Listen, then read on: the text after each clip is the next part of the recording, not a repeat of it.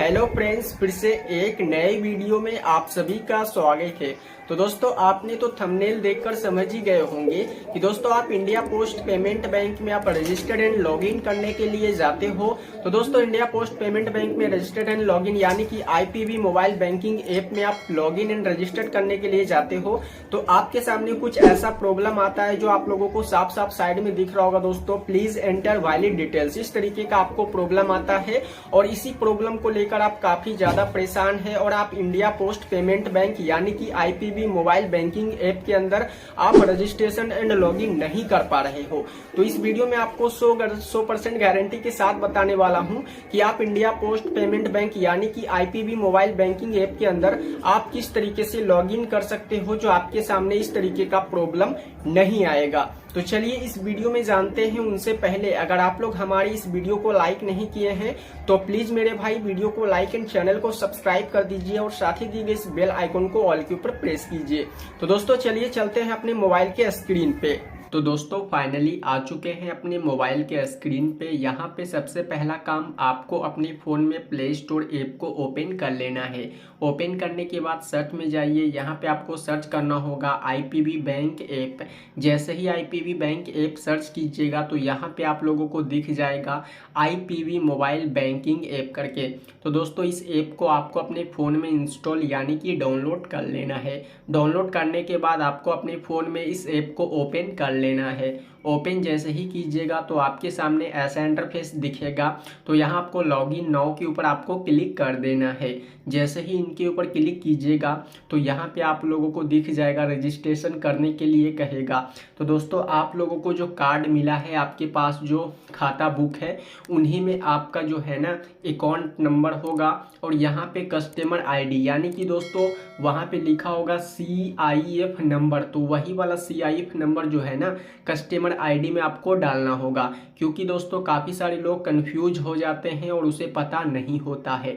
तो आप लोगों को CIF नंबर यहाँ पे डालना होगा यानी कि कस्टमर आईडी। उनके बाद यहाँ पे आपको अपना डेट ऑफ बर्थ, किस तरीके से डेट ऑफ बर्थ डालना है, किस तरीके से आपको अपना वही मोबाइल नंबर डालना है जो मोबाइल नंबर रजिस्टर है आपके आईपीबी मोबाइल बैंकिंग ऐप के अंदर। तो दोस्तों आप लोगों को सबसे पहले क्या करना है, सबसे पहले यहाँ पे आपका जो अकाउंट नंबर है, आपको अपने अकाउंट नंबर को इस तरीके से अच्छे तरीके से ध्यान से आप लोगों को डाल लेना है। क्योंकि दोस्तों आपके साथ जो प्रॉब्लम होती है वो प्रॉब्लम क्यों होती है वो भी मैं बताने वाला हूँ, है ना।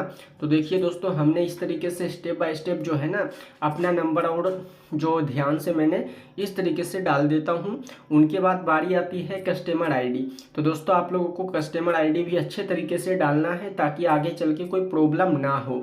तो दोस्तों चलिए हम लोग अच्छे तरीके से डाल लेते हैं कस्टमर आईडी। आप लोगों को सब सारा नंबर डालने के बाद यहाँ पर आता है दोस्तों क्या चीज़, आपका अपना डेट ऑफ बर्थ। आप लोगों को अपने डेट ऑफ बर्थ किस तरीके से डालना है। तो चलिए दोस्तों हम लोग अपने डेट ऑफ बर्थ को सिलेक्ट कर लेते हैं।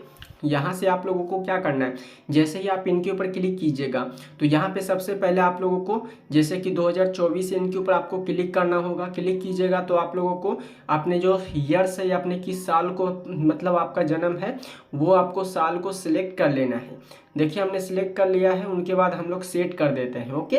और यहाँ से आती है बात की दोस्तों आपका जो नंबर है, आप लोगों को अपने जिस नंबर से आपका आईपीबी मोबाइल बैंकिंग ऐप मतलब ओपन हुआ है वही मोबाइल नंबर आप लोगों को यहाँ पे डालना होगा।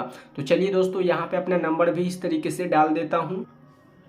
तो दोस्तों यहाँ पे आप लोगों को अपना अकाउंट नंबर और तो दोस्तों यहाँ पे आपको अपना मोबाइल नंबर डालने के बाद सारा कुछ हो जाता है कंप्लीट। अभी हम लोग रजिस्टर के ऊपर आप जैसे ही क्लिक करेंगे ना तो आपके सामने कुछ इस तरीके का एरर आ जाता है। जैसा कि यहाँ पे आप लोगों को मैंने बताया है प्लीज़ एंटर वैलिड डिटेल, इस तरीके से आपका प्रॉब्लम आता है। तो इस प्रॉब्लम को आप कैसे सोल्व कर सकते हैं, है ना दोस्तों। तो दोस्तों उनके लिए आप लोगों को कुछ भी नहीं, आप लोगों को ओके पे क्लिक कीजिएगा और यहाँ पे जो आपका डेट ऑफ बर्थ है ना, आपने डेट ऑफ बर्थ के ऊपर क्लिक कर लेना है और आपको देख लेना है कि आपके आधार कार्ड में कितना डेट ऑफ बर्थ है, कितना मतलब कितना तारीख, कितना महीना, कितना ईयर्स। तो आप लोगों को अच्छे तरीके से यहाँ पे क्लिक कीजिए और यहाँ पे आप लोगों को अपने डेट ऑफ बर्थ को सही तरीके से डाल लेना है।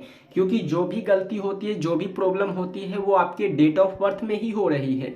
तो चलिए दोस्तों, हम लोग यहाँ से अपना डेट ऑफ बर्थ बिल्कुल सही तरीका से डाल लेते हैं और यहाँ से हम लोग इस तरीके से अपने डेट ऑफ बर्थ को सेट कर दिया है। जैसा कि आप लोगों को दिख रहा होगा कि हमने अपने डेट ऑफ बर्थ अपने आधार कार्ड के हिसाब से प्रॉपर तरीके से डाल दिया है।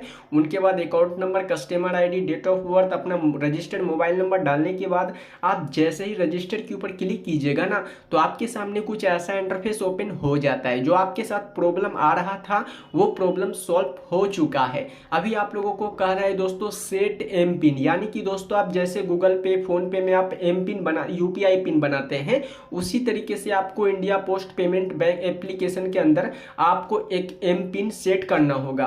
तो चलिए दोस्तों, आपको अपने मनपसंद एम पिन सेट कर लेना है ताकि ये एम पिन आपको आगे याद हो, क्योंकि आप किसी को पेमेंट सेंड कीजिएगा, अपना बैलेंस आप किसी को रिचार्ज वगैरह कीजिएगा तो ये एम पिन का ज़रूरत पड़ने वाला है। तो एम पिन डालने के बाद सेम सेट एम पिन पे क्लिक कर देना है।